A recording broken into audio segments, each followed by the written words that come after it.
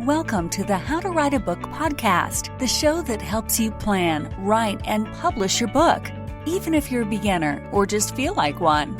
Now, for your host, she's written over a dozen books and helps others bring their books to life. Here she is, Maciel.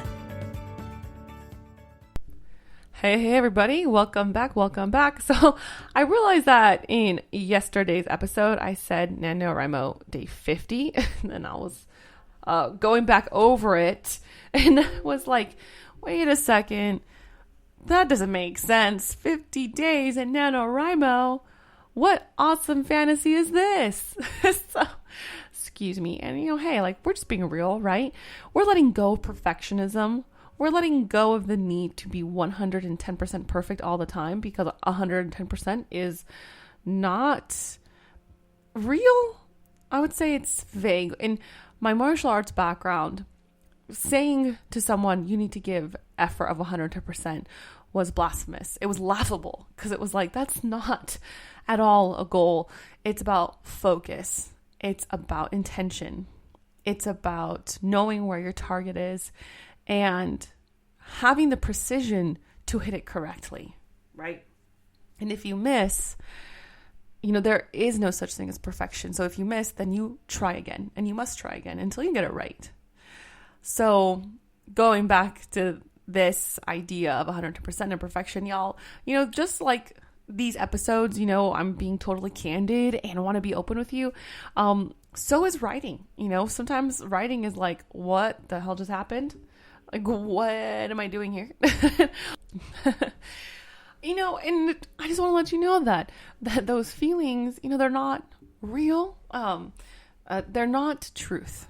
You are a writer. It doesn't matter how you feel about your writing. You are a writer. I believe that. And after several books, I realized that is true. All right, y'all. It is now episode 51, not day 51, episode 51. So today's thought that we're tackling today is, it's been almost 2 weeks and I'm not where I wanted to be.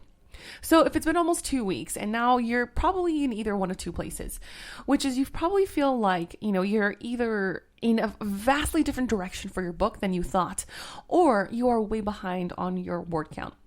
So regarding that first piece of mindset, if you feel like you're all over the place, or maybe it's even worse than that, you're trying to read back and you're looking at all the words and you feel like the spelling is crazy, it's maybe overwhelming, and you're afraid to already go back and edit. This is not the first time a writer has felt that way. So I hope you feel a virtual hug from me that says, don't worry, other people have felt that way as well. Now, and especially if this is your first novel, it's important for you to simply run the race. So for example, if you've never done a marathon before, it might feel overwhelming and scary to tell yourself that you're going to win first place in this first try. And although I believe anything is doable, that might discourage you from actually running the race. So one of the best things that you can do is simply to run that race first, gauge where you are, understand the process, and then change your goal afterwards to a much higher level of a goal. So then you can say, all right, now I'm going to get first place, right? So if you feel like, I want to get 50,000 perfect words, or I want to get an entire story done in 50,000 words from beginning to end, no plot holes, etc., and that feels overwhelming, instead tell yourself, I am just going to write 50,000 words, and afterwards I will decide about the story, the editing, and things like that. But just finish that race first. Now, if you're behind on your word count, there are still several days to catch up.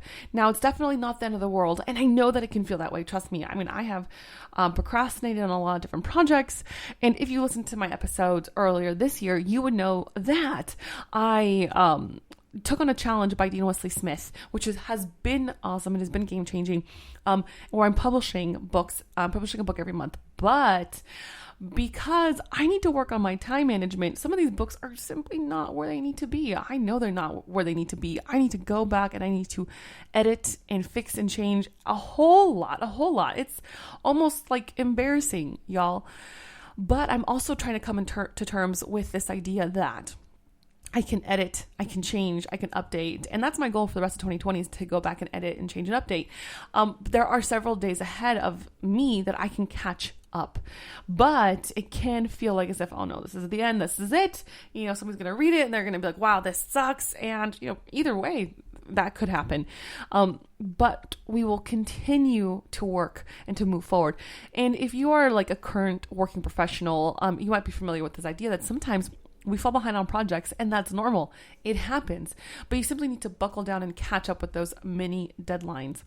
Now, National Novel Writing Month does have these like double up days where you can sit down with them for like a whole Saturday, and then you can write with everyone else. And it's a really great way to also be with other people, but it allows you to catch up. So I encourage you to go to nanowrimo.org and see when those double up days are. And in addition to those days, when you buckle down, you create those words, for me, those are some of the most fun days for me, actually. Like, it really allows me to dive deep into my work. I don't feel so scattered because if you're a writer like me, having an hour of writing a day is very like scatterbrained for me. My muse doesn't really like it, but it does help with consistency. And we'll talk about that later, actually. It's a really interesting topic, especially once you find out what kind of writer you are.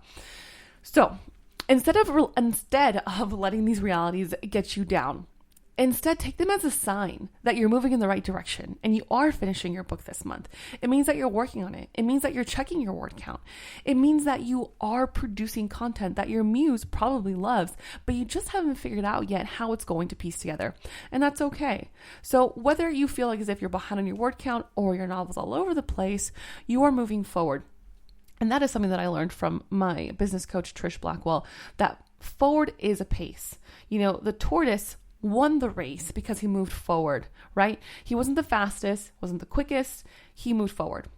All right, y'all, that is your pep talk for today. It is episode 51, but day 11 in NaNoWrimo. Y'all, I'm looking forward to hearing what you write, seeing what you write, and thanks again for being here. Hey there, writer. Thank you for listening to the How to Write a Book podcast with your host, Maciel Valenzuela. If you like the show, we'd be happy if you left a review. For more information on writing and the writer's life, go to www.themaciel.com. That's www.themassiel.com. We'll see you on the other side.